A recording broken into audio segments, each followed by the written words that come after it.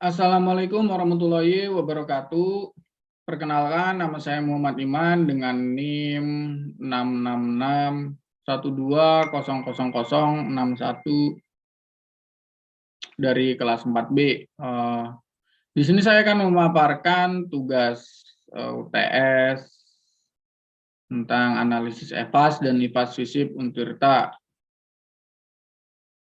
Yang pertama, visi dan misi.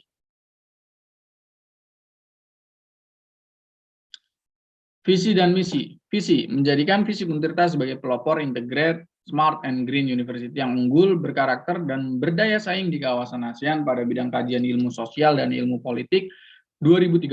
Misi, menyelaraskan proses pendidikan dengan sistem pembelajaran daring Indonesia dan bahan ajar berbasis riset, serta kurikulum berorientasi industri 4.0. Kemudian, membangun kemitraan strategis dengan institusi nasional dan internasional dalam kegiatan applied research dan publikasi ilmiah dengan open journal system dan bereputasi pada bidang administrasi publik, ilmu komunikasi, dan ilmu pemerintahan. Kemudian, menyelenggarakan pengabdian masyarakat sesuai bidang ilmu yang mendorong kemampuan adaptasi dan inovasi tetap guna masyarakat untuk menjawab persoalan bangsa. Kemudian, modernisasi manajemen data pendidikan, penelitian, dan pengabdian masyarakat, serta penunjang pelayanan kemahasiswaan berbasis digital. Kemudian ada tujuan dan sasaran dari FISIP Untirta. Yang pertama, tujuan menghasilkan lulusan yang memiliki kualitas dan berdaya saing, unggul, serta berkarakter jujur, adil, wibawa, amanah, religius, dan akuntabel.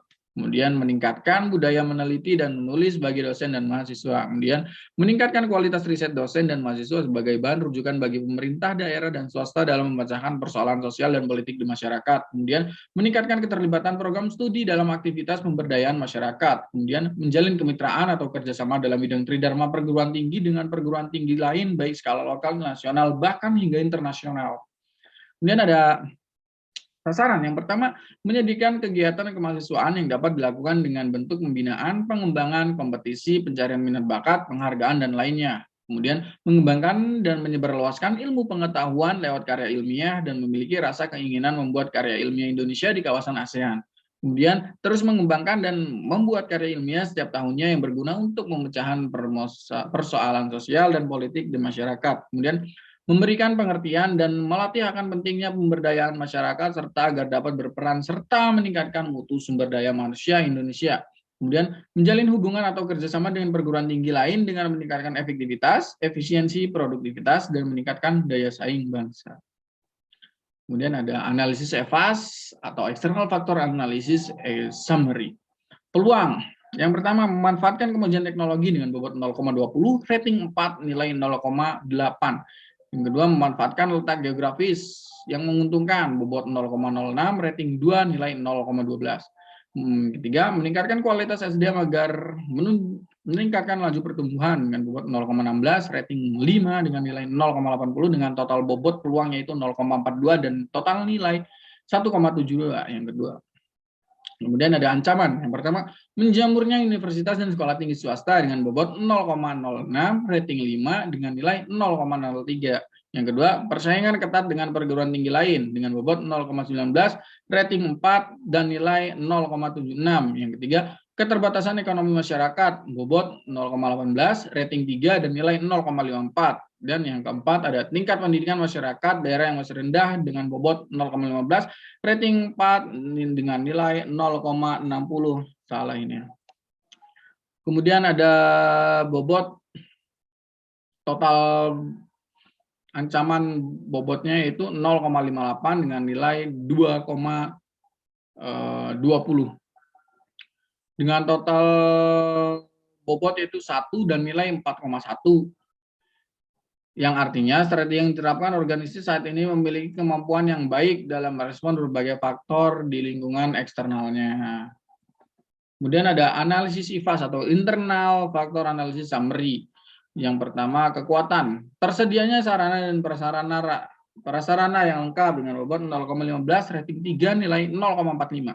Kemudian dana pemerintah yang diterima dan dikelola bobot 0,09, rating 5 dengan nilai 0,45. Kemudian layanan administratif online dengan bobot 0,13, rating 5, nilai 0,65. Yang keempat, memiliki staf akademik yang baik dan berkualitas dengan bobot 0,10, rating 4 dan nilai 0,4 dengan total bobot kekuatan yaitu 0,47 dan total nilai yaitu 1,95.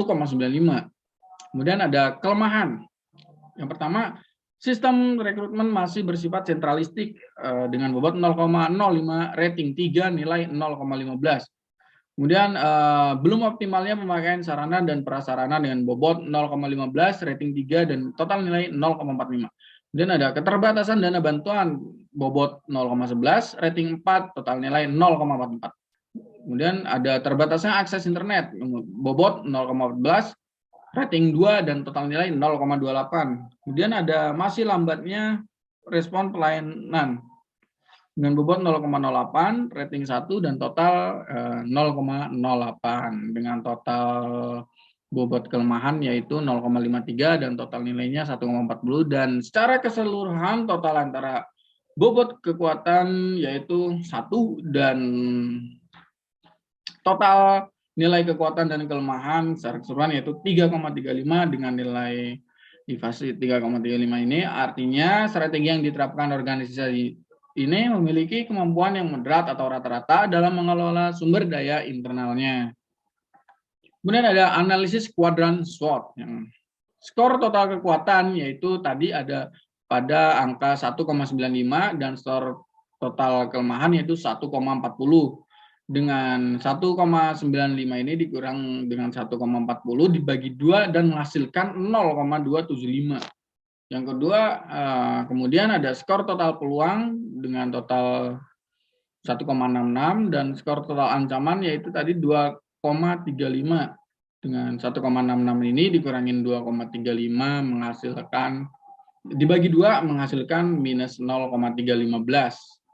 Jadi, diagram SWOT di atas adalah kuadran 2 yang mendukung diversifikasi yang artinya organisasi menghadapi peluang yang sangat besar, tetapi di lain pihak juga menghadapi kelemahan internal. Fokus strateginya adalah meminimalkan masalah internal organisasi sehingga dapat mengantaragaamkan pelayanan yang lebih baik. Terima kasih. Kurang lebihnya mohon maaf. Wassalamualaikum warahmatullahi wabarakatuh.